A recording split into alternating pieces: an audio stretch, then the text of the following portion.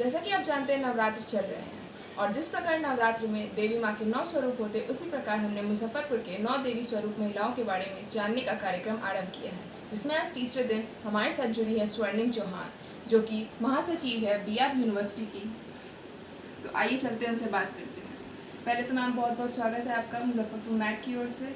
तो मैम आप अपना सफ़र अपने ज़ुबान पे कीजिए। सबसे पहले तो मैं मुजफ्फरपुर मैक को धन्यवाद देना चाहूँगी कि मुझे उन्होंने इतनी अच्छी अपॉर्चुनिटी दी ताकि मैं लोगों के साथ रूबरू हो सकूँ। और रही बात मेरी, मैं स्वर्णिम चौहान, मैं बिहार विश्वविद्यालय की महासचिव रही हूँ। उसके बाद मैंने जिला मंत्री as a Bhajpa Yuva Morcha join किया। उसके बाद मैंने वहाँ से ही अपना काम शुरू किया। तो उससे पहले आप प्रतिनिधि थी एमडीडीएम कॉलेज की? हाँ, जैसे ये स्टूडेंट यूनियन इलेक्शंस होते हैं तो ये पहले कॉलेज लेवल से शुरू होके तब बिहार यूनिवर्सिटी लेवल पे जाते हैं। तो पहले जो इलेक्शंस हुए वो हमारे कॉलेज में हुए। कॉलेज लेवल से होके तब जितने 39 कंस्टिट्यूएंट कॉलेजेस हैं बिहार यूनिवर्सिटी के, वहाँ से 5 स्टूडेंट्स को उठाया गया जो कि बिहार यूनिवर्सिटी के लिए इलेक्शन लड़ेंगे। तो जो सीआर थे वही जाके यूनिवर्सिटी लेवल पे वो लोग पोस्ट हासिल किए। ओके, तो जो 5 जो बच्चे थे उसमें से फीमेल में आप सिर्फ अकेली थी? हाँ जी, मैं फीमेल में, ये बहुत गर्व की बात है और मेरे लिए बहुत ही प्राउड फील है कि एक भगवान ने और एबीवीपी ने मुझे ये अपॉर्चुनिटी दी कि हाँ, मैं अपने नाम के ऊपर कुछ कर सकती हूँ। मेरे नाम का मतलब स्वर्णिम का मतलब सुनहरा होता है, तो क्यों ना मैं बिहार यूनिवर्सिटी का सुनहरा भविष्य करने में अपना योगदान दूँ। तो मुझे ये चांस मिला, ये मेरे लिए बहुत बड़ी बात है। आप जिला मंत्री भी हैं, भाजपा युवा मोर्चा से जुड़ी हुई हैं। हाँ, तो उससे रिलेटेड भी कुछ बताइए। यहाँ पे हम लोग जब यूनिवर्सिटी इलेक्शंस हो गए, हम लोग एज अ फॉर्मर हो गए यूनिवर्सिटी पे, तो यहाँ मैंने एज अ जिला मंत्री यहाँ पे ज्वाइन किया, एज अ जिला मंत्री इन भाजपा युवा मोर्चा। तो वहाँ से हमने बहुत सारे अपने कार्यक्रम, मोदी जी के बहुत सारे कार्यक्रमों में हमने अपना सहयोग दिया, जैसे कि हस्ताक्षर अभियान, ऐसे ही कुछ अभियानों में हम लोग ने अपना योगदान दिया। तो आपने कोऑर्डिनेटर, आप वर्क फॉर यूनिटी के लिए भी कोऑर्डिनेटर रह चुकी हैं, तो वो आपने कब ज्वाइन किया और कैसे कैसे उस पर काम करते हैं? वर्क फॉर यूनिटी मेरे ख्याल से मैंने 2019 में ज्वाइन किया और वहाँ, और बचपन से मेरा एक ही सपना रहा है कि मैं लोगों के लिए और गरीबों के लिए कुछ ना कुछ करूँ अपनी लाइफ में। तो जब मैंने ज्वाइन किया तो था, शुरू में तो लगा कि ये मैंने क्या कर दिया, मैं अपनी पढ़ाई को अलग करके चल रही हूँ क्या, अगर मैं इन्हीं सब चीज़ में रहूँ तो फिर मेरी पढ़ाई कैसे होगी। लेकिन फिर वर्क फॉर यूनिटी से जुड़ने के बाद मैंने बहुत सारे छोटे मोटे, और मतलब अगर हम अपने नज़रिए से देखें तो हमारे लिए बहुत बड़ी बात होती है कि हम गरीब बच्चों में कॉपी पेंसिल ये सब बांटें, फिर भूखों को हम खाना खिलाएं। तो वर्क फॉर यूनिटी के तहत हमने ये सारे काम किए। तो जैसा आपने बोला कि एजुकेशन को साइड रख के ये सब काम करना, तो आपने मैनेजमेंट भी कर रही हैं पुणे से और बीबीए किया था एमडीडीएम से, तो अभी मतलब मैनेजमेंट, पढ़ाई और पॉलिटिक्स साथ में लेके चलना कैसे मैनेज कर रही हैं? मैनेज करें तो हम लोग हमेशा अपनी लाइफ में ये सोचते हैं कि चलो हम इस चीज़ में घुसे हैं तो हम कर ही लेंगे, लेकिन ये चीज़ मेरे साथ या किसी के भी साथ मुझे नहीं लगता है कि एक साथ कोई इतने चीज़ों को, मतलब क्योंकि सारी चीज़ तो एक्टिव होने के लिए कहते हैं, क्योंकि पॉलिटिक्स की बात है तो उसमें एक्टिव होना होता है, अगर मैनेजमेंट की पढ़ाई करें तो उसमें एक्टिव होना पड़ता है।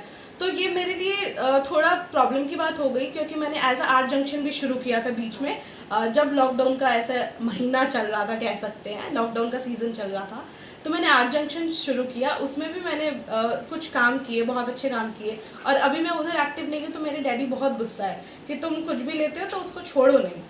तो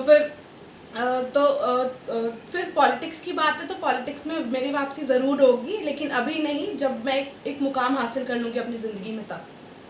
तो आपने जैसे बोला कि आर्ट जंक्शन आपने शुरू किया, जिसको लेके आप मतलब थोड़े दिन के गैप पे हैं, तो आपके डैडी गुस्सा हो रहे हैं या जो भी, तो मतलब अगर आप पॉलिटिक्स में जब एंटर की तो फैमिली, बहुत लोग की फैमिली सपोर्ट नहीं करते कि लड़की हैं आप पॉलिटिक्स में जा रही हैं या जो भी है, तो उसको लेकर फिर फैमिली सपोर्ट कैसा रहा? मैं आपको अपनी दिल की बात बताऊँ तो मैं जब 6 साल की थी, जब मैं इतनी सी थी, तभी से मेरा सपना था कि हाँ मुझे उस जगह पहुँचना है। उस टाइम के प्राइम मिनिस्टर मुझे नहीं याद, तो फिर उस टाइम जब मैं उनके बारे में सुनती थी और उनके कामों को लेके सुनती थी, तो तभी मेरे मन में जिज्ञासा उठी कि मैं क्यों मुझे ऐसा काम नहीं करना कि सिर्फ मैं अपने लिए या अपनी फैमिली तक सीमित रह जाऊँ। मुझे शुरू से ही ऐसा काम करना है कि मैं भारतवासी के लिए कुछ कर सकूँ। तो ज़रूरी नहीं कि आर्मी बहुत अच्छी चीज़ है, लेकिन ज़रूरी नहीं कि हर कोई आर्मी में जाके ही अपना योगदान दे सके। तो मुझे जैसे आर्मी आउटसाइड से पूरे इंडिया को सपोर्ट करती है, मुझे इनसाइड से एकदम छोटे लेवल से उठ के लोगों की सहायता करनी है। तो पॉलिटिक्स में मतलब जैसे कि जाते हैं तो पेरेंट्स ऑब्वियसली बोलते हैं कि पॉलिटिक्स में बहुत तरह की गंदी चीज़ें होती है, या बहुत लोग मेनली सोसाइटी का मानना यही है पॉलिटिक्स एक दलदल है। तो आप जब इसमें एंटर कर रही थी तो आपके घर वालों ने कभी किसी चीज़ के लिए रोक रुकावट नहीं किया? नहीं, जैसे मैंने बताया मैं 6 साल की थी, तभी मेरे दिमाग में था कि मुझे पॉलिटिक्स में ही आना है और मैं आके रहूँगी। और मैं कह सकती हूँ कि मैं ज़िद्दी टाइप हूँ। अगर मैं जो चीज़ ठान लेती हूँ वो मैं अपनी ज़िंदगी में हासिल करके ही रहती हूँ, चाहे जो हो जाए।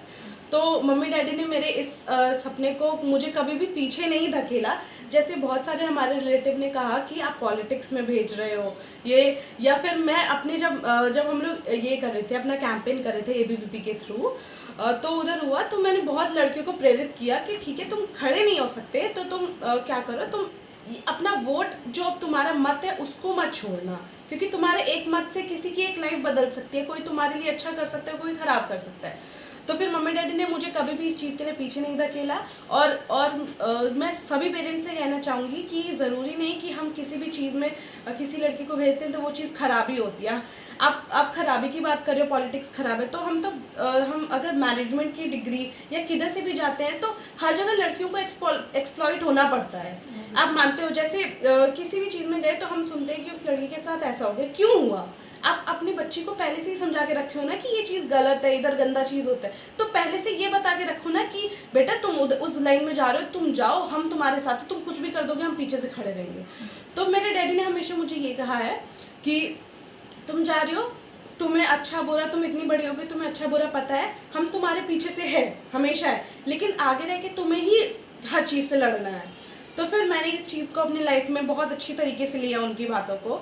और मैं कह सकती हूँ, अगर मैं रास्ते पे चलती हूँ, और इतनी तो हिम्मत किसी की नहीं होती है, मुझे देख के ऑब्वियसली कोई सोच सकता है, लेकिन इतनी हिम्मत नहीं होती है, अगर कोई ज़रा सा भी चू करने की या मेरे साथ अगर बदतमीज़ी करने की कोशिश कर रहा है, मैं जाके उसका मुँह तोड़ने की हिम्मत रखती हूँ।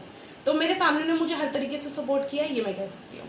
हाँ, तो आप मुजफ्फरपुर की लड़की या बाहर की लड़कियों को भी कुछ संदेश देना चाहेंगी कि कैसे अपने आप को स्ट्रांग और इंडिपेंडेंट बनाएं? हाँ मैं कहना चाहूँगी कि जैसे आप सोचते हो ना, आपको अपने मन से कुछ अच्छा होने की वो होना हो। आप दिमाग से नहीं अच्छे हो सकते हो कि हाँ हम ये है, हम कर लेंगे। आप उस चीज़ को मन से निकालो कि अगर हमारे साथ ये होता है तो हम, अगर हमारे पास चाकू है तो हम भोग देंगे। अगर तुम्हारे साथ गलत हो रहा है, तुम देवी का स्वरूप हो ना, तुम दुर्गा माँ का 10 हाथों में देखो क्या क्या होता है। तो उस हिसाब से अगर हर लड़की चले तो उसके अगर वो मन में बना ले कि हम इस चीज़ से लड़ेंगे, तो वो कुछ भी कर सकती है, उसको सिखाने की ज़रूरत नहीं है। ओके, तो जैसा कि आपने बताया कि देवी स्वरूप होती है लड़की और जो भी चाहे वो कर सकती है, आपका ये मानना है। तो धन्यवाद अपना समय देने के लिए। तो आज के लिए बस इतना ही। कल फिर मिलेंगे एक नई शख्सियत के साथ। बने रहिए मुजफ्फरपुर मैग के साथ। मैं सिजल, धन्यवाद।